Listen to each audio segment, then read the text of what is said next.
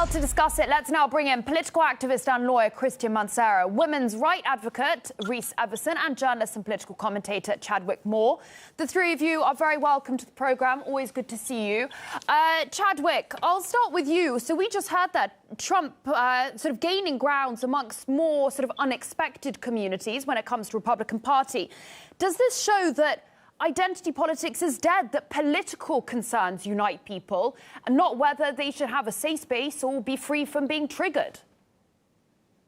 I think that's correct. I think it's been that way since 2016. Identity politics really died in 2016 in the eyes of average Americans. Of course, not in the media, not in the far left, not in the Democrat Party, because they remain so out of touch with real Americans, with average America, with normal people, really, people who aren't elites. So for them, they continued harping on this identity politics narrative. They continued to get even crazier, and their ideas, their myths about oppression and racism continued to spiral, and they dug even deeper. But of course, what we're seeing is that more and more minorities were voting for Donald Trump than in 2016, even with LGBTs. His support among LGBTs, according to the New York Times, doubled since 2016. So a lot of the people were seeing through the lies. Of course, a lot of minorities still just vote along party lines no matter what. And that's just how it's going to be for some time. But we did see many people that, as much as the left and the media and the Democrat Party doubled down on this narrative that Donald Trump is a racist, this narrative that Republicans, hate minorities or whatever, a lot of people weren't listening. And they decided to vote with their wallets. They decided to vote with their conscience and step off that Democrats plantation, as they say. Reese, I want to go to you now. We've talked a bit about Trump there, but let's take a look at Biden, because one of the moments that drew a bit of concern is when he said to a black interviewer, he said, if you haven't decided that you're going to vote for Democrats, then, quote, you ain't black. Now, some said this is a really divisive, almost patronizing type of identity politics. Do you agree with that? What's your take? Absolutely. And here's the other truth. After he told the person who was interviewing him, called Charlemagne the God, that if you don't vote for Biden, you ain't black, he also cut Charlemagne off as Charlemagne tried to ask questions about, what are Biden's plans for the black community? What can the black community expect in return for their vote?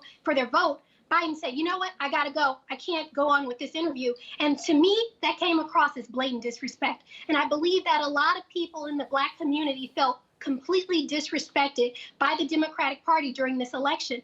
Not only did they not respond to what we could expect in response to our vote, they also began to put out commercials that were disrespectful, saying, get your booty to the polls, having strippers shaking their behinds on camera, scantily clad, as if that's the only thing that the black culture identifies with, which it's something that doesn't represent the black culture at all. So it's really interesting that a lot of the policies in responses to the black community, not investing in investing in the marketing of and campaigning in certain black communities, that didn't happen, but also telling black people that they couldn't expect anything like reparations in return for their vote.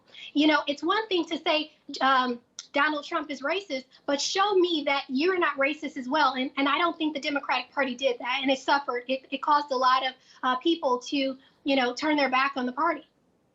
Cristian, I can see you reacting a little bit to that. What's your take on what both Reese and Chadwick just said? Do you think that identity politics is something that will remain in the U.S. political landscape? Is it here to stay? Is it here to go? What's going to happen? Well, I think the elections showed that many minorities got tired of this divisive rhetoric. And we saw it from the Democratic Party, especially here in Florida. They lost a few seats, especially because there's an attitude to believe that Latinos, especially, for some reason, they are a one-topic community, which is basically based on immigration. And for 4 years, there was this narrative that Donald Trump was a racist and fascist person.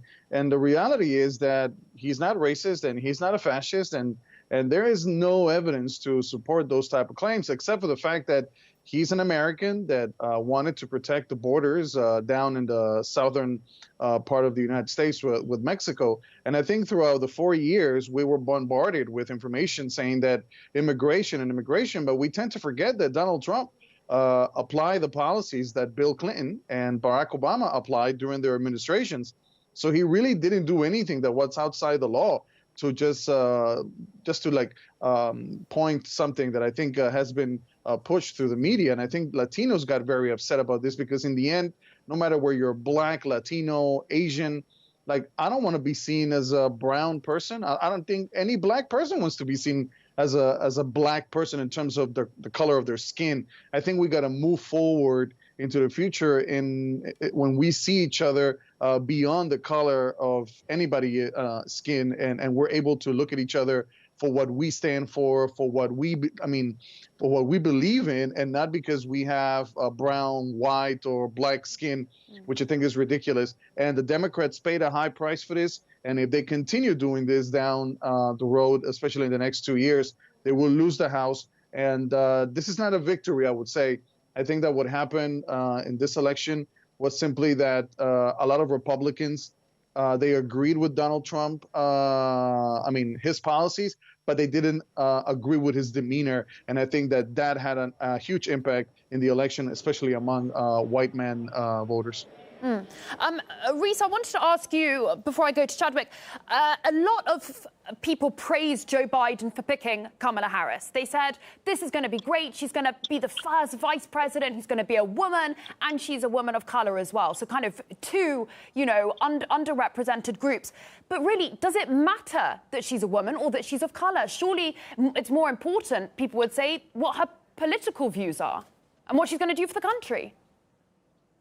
And see, this is what I appreciate about this discussion, because it's important that we realize Black people are not monolithic, and we actually do appreciate policy. And so when you tout a person, especially in the wake of the Obama presidency, when you tout a person as saying, oh, this person is someone you should vote for because they have brown skin, that's not going to resonate anymore. We've celebrated the election of our first Black president. And we learned as African-American people in this country that just because a president has your color or your complexion does not mean that their policies will benefit you or always be in line with your views. And so now, especially when the president says, I'm not the president of Black people, I'm the president of all people. So when you have that kind of situation, Black people have realized since 2012 that it's time for us to vote based on our issues and our needs. And so when you look at Kamala Harris, Vice President Kamala Harris-elect, and her policies, and you see things like she was in the state of California, she had locked up a number of Black men and held people in jail, knowing that there was evidence to support them being let go. When you look at the policies of her saying that she doesn't know if reparations is deserved, and that maybe it's something that she's open to studying, even though she is the #1 person in California who had a direct knowledge of how reparations would affect Black people and what the effects of and vestiges of slavery were. When you have a situation like that, it just kind of spits in the face of African Americans and tells them, well, keep voting against your interests no matter what we tell you. And that's unacceptable. Chadwick, I also wanted to ask you, now safe space is something that a lot of people talk about when it comes to identity politics. Now, there's increasingly been this view that there's a safe space for everyone except for perhaps white heterosexual men or conservatives increasingly. And only recently there's been a bit of a hullabaloo about the sort of exodus of conservative voices from Twitter to the app Parler. And I believe CNN called it a threat to democracy. Do you think it's fair to say that there are safe spaces being carved out for some, that some identities are safer than others? Well, I think those safe spaces, the mainstream media, corporate America, all that goes sort of beyond a safe space for certain leftist identity groups where they're coddled, they're celebrated, they're elevated, or maybe they shouldn't be. With right-wing safe spaces, those are sort of secret societies and alternative venues or platforms that they've retreated to, or since they've been kicked out of the mainstream internet or the mainstream media or what have you. Yes, you do see conservatives that are forming their own safe spaces, if you will. Although I think that's not really fair, because conservatives actually prefer to engage with the left. They prefer to have these conversations. They want to be a part of the national dialogue. It's a left that doesn't want them to be heard. It doesn't want them to influence people. It doesn't want their thought crimes being out there in the public, infecting the children and whatnot. So they exclude them from the mainstream narrative, the mainstream conversation, which is, of course, controlled by multinational, multi-billion-dollar tech companies who are somehow able to get away with it. So I think there's a difference in the safe space culture between the right and the left. Of course, the whole idea of safe spaces is something that started on the college campuses.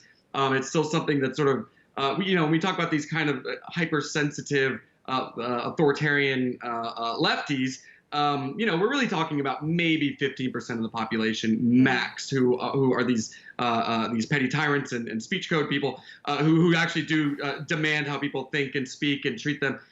But even though it's not the majority of the electorate, these people do bully everyone into succumbing to their will. They bully corporations, they bully the media, so they have an outsized level of power and authority in the political discourse, which of course should be dealt with.